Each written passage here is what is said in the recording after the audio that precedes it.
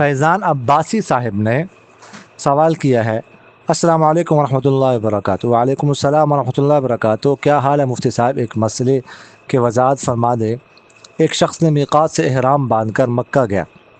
مکہ پہنچ کر اس نے دوبارہ وضو کرنا چاہا، گرمی کی وجہ سے وہ شخص واش روم میں گیا تو واش روم بہت تنگ تھا۔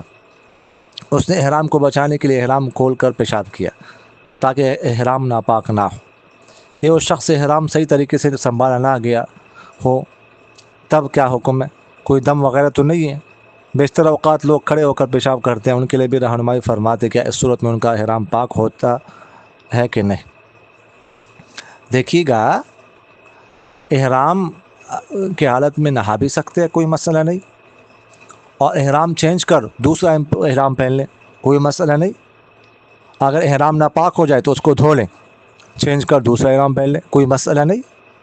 ایسے احرام جو ہے نا وہ ختم نہیں ہوتا، احرام برقرار رہتا ہے۔ اور باقی جو ممنوعات احرام ہیں وہ استعمال نہ کریں، شیمپو، صابن وغیرہ، باقی جو ممنوعات ہیں۔